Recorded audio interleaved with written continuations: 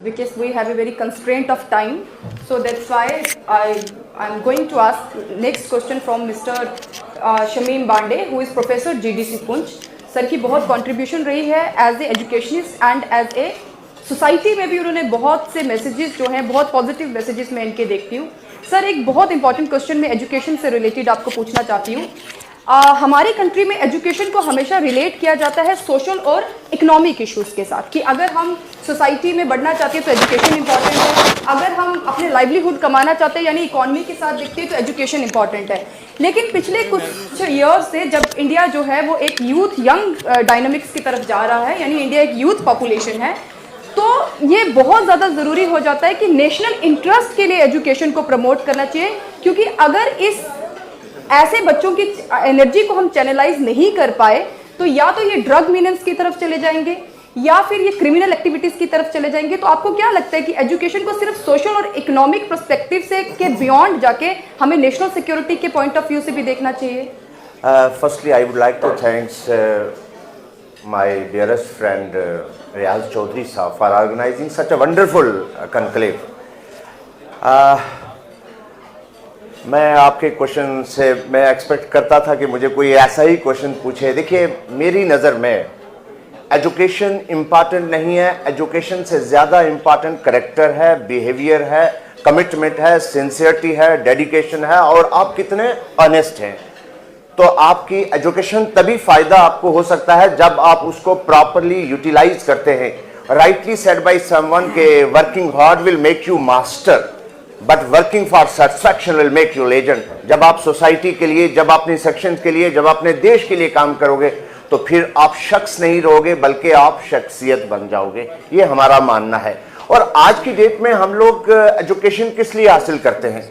We are working here presently. अगर हम देखें तो हम नौकरी के लिए, जॉब के लिए, मतलब जब हमारा हिंदुस्तान आज़ाद हुआ सर तो उस वक्त हमारी पॉपुलेशन अप्रॉक्सीमेटली 50 करोड़ थी. इन 1947 की बात कर रहा हूं मैं. And presently we have already crossed 140 crore. तो क्या आप अभी भी डिपेंड करोगे कि नहीं हमको जॉब लेनी है? ऐसे हाथ नहीं होने चाहिए. हमको जॉब क्रिएटर बनना है और that will be only possible when dreams can be woven into reality with your hard work, sincerity, dedication और ऑनेस्टी के साथ. और साथ में एक बात है, आपने यहां कन्क्लेव किया. आपका अगर कोई विजन ना होता तो ये कन्क्लेव बेकार था. विजन और मिशन. मैंने एक बार किसी से पूछा था कि स्किल इंपॉर्टेंट है या विल इंपॉर्टेंट है. एक बहुत ही वर्ल्ड के एक बहुत नाम बड़ी पर्सनालिटी हैं, तो उन्होंने कहा my dear friend, will is important no doubt but sorry skill is important no doubt but will is more important. क्योंकि जब आपके पास विल है और स्किल नहीं है, सर ने बड़ी खूबसूरत बात की थी हमारे फार्मर मंत्री साहब ने, यहां स्किल नॉलेज होनी चाहिए. तो मेरा मानना है कि स्किल के साथ साथ में विल होना चाहिए और तभी हम लोग हिंदुस्तान के लिए, अपने लोगों के लिए, अपनी सोसाइटी के लिए और अपने जो आने वाली नस्ल है उन जनरेशन के लिए कुछ काम कर सकते हैं. और दूसरे नंबर पर मैम, हमको ना जो सबसे बड़ी हमारी कमजोरी क्या रही है कि हम सब शेर बनना चाहते हैं और बनना भी चाहिए. सोच तो पॉजिटिव रखनी चाहिए, मेरा तो मानना है.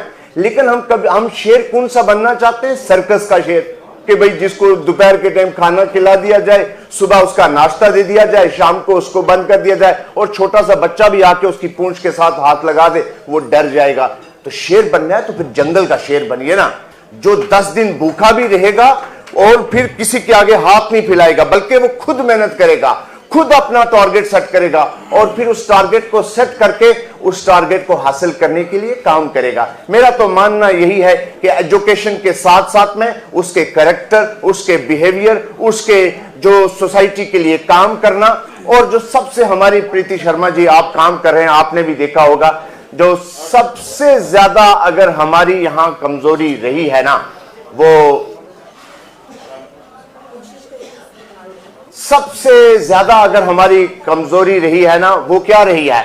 वो रही है कि हम लोग देखते हैं कि व्हाट पीपल आर थिंकिंग, कि हमारे बारे में लोग क्या कह रहे होंगे, ये ए क्या कह रहा है, बी क्या कह रहा है, सी क्या कह रहा है, और उसी सोच में हम लोग कुछ काम नहीं कर सकते. तो मेरा तो मानना यही है कि what people are thinking let them think. हम लोगों को ग्राउंड में जैसे कोई टीम खेल रही होती है, जैसे कोई प्लेयर खेल रहा होता है ना, वो ऑडियंस क्या कह रहे हैं वो उनकी तरफ तवज्जो नहीं देता, वो तवज्जो अपने काम को देता है। तो मेरा भी मानना यही है कि हमको एजुकेशन को अपने मुस्तकबिल के लिए, अपने आने वाली नस्लों के लिए इस्तेमाल करना चाहिए, ना कि सोशली हम कोई बड़ा अफसर बन गए या हमारा कोई बड़ा स्टेटस हो गया या हम इकोनॉमिकली कोई बड़े हो गए। मेरे हिसाब से वो जीत नहीं है हमारी। Thank you so much sir.